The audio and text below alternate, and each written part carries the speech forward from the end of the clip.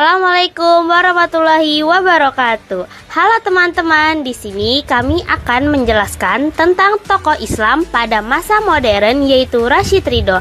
Rashid Ridho memiliki nama lengkap yakni Muhammad Rashid bin Ali Ridho bin Syamsuddin bin Bahauddin Al-Kalmuni Al-Husaini. Gelarnya adalah Sayyid, sehingga Rashid Ridho biasa dipanggil Sayyid Muhammad Rashid Ridho. Rashid Ridho dilahirkan di sebuah daerah bernama Kalamun yang terletak tidak jauh dari kota Tripoli, Lebanon. Kelahirannya bertepatan dengan 27 Jumadil Awal 1282 Hijriah yang dalam kalender Masehi bertepatan dengan tanggal 23 September 1865 Masehi, dan ia wafat pada tanggal 23 Jumadil Ula 1354 Hijriah yang bertepatan dengan pada 22 Agustus 1935 Masehi. Meskipun sudah tutup usia, namun perjuangannya tetap berlanjut.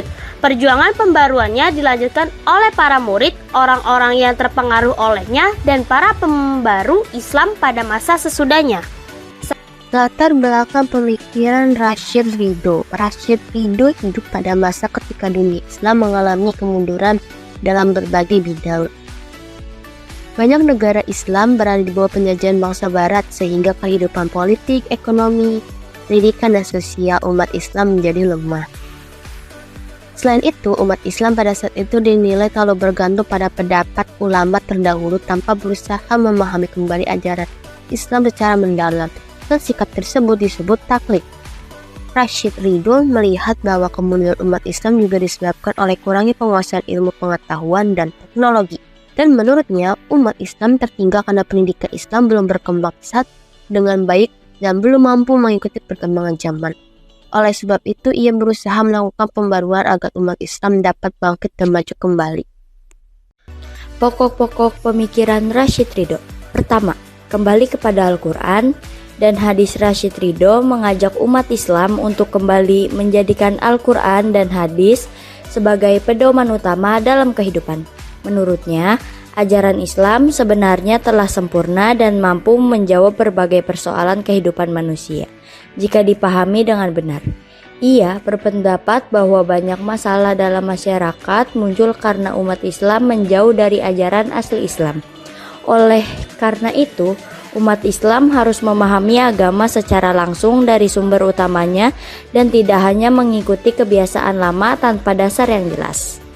Yang kedua, menolak taklid buta. Menurut Rashid Ridho, salah satu penyebab kemunduran umat Islam adalah sikap taklid buta, yaitu mengikuti pendapat orang lain tanpa memahami alasan dan dalilnya.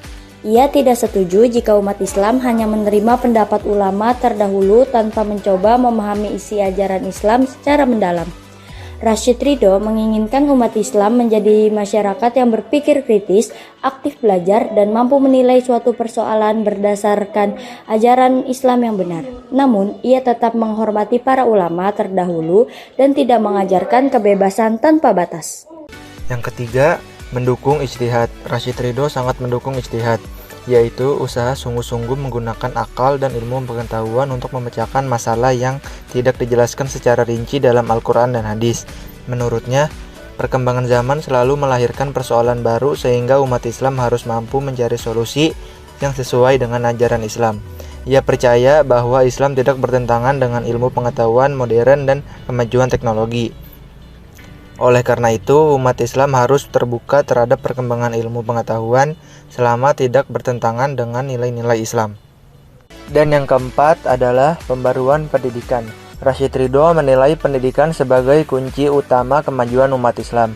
Ia mengkritik sistem pendidikan Islam pada masanya yang terlalu fokus pada pelajaran agama saja dan kurang memperhatikan ilmu umum seperti sains, matematika, teknologi, dan ilmu sosial.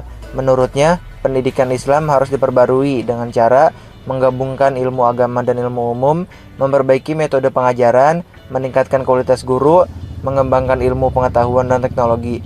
Ia percaya bahwa umat Islam akan mampu bersaing dengan bangsa lain jika memiliki pendidikan yang maju dan berkualitas. Pengaruh pemikiran Rashid Ridho. Pemikiran Rashid Ridho memberikan pengaruh besar terhadap perkembangan Islam modern di berbagai negara.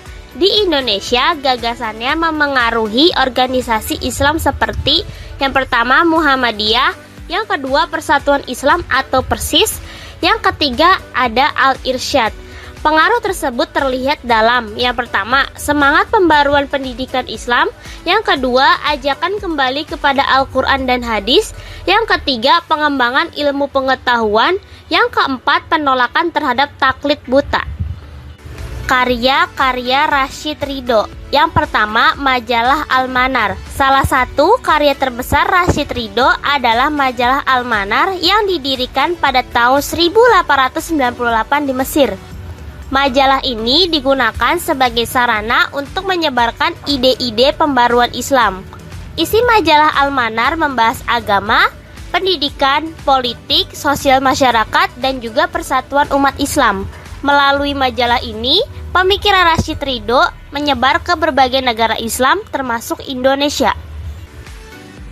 Tafsir Al-Manar. Rashid Ridho juga dikenal melalui karya Tafsir Al-Manar atau Tafsir Al-Quran disusun bersama gurunya Muhammad Abduh.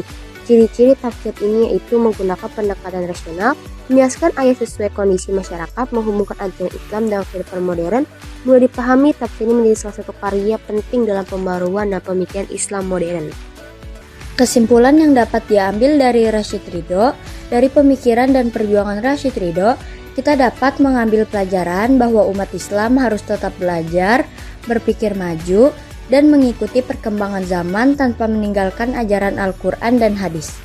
Rashid Ridho juga mengajarkan pentingnya pendidikan, persatuan umat, serta sikap berpikir kritis dan tidak mudah mengikuti sesuatu tanpa memahami kebenarannya.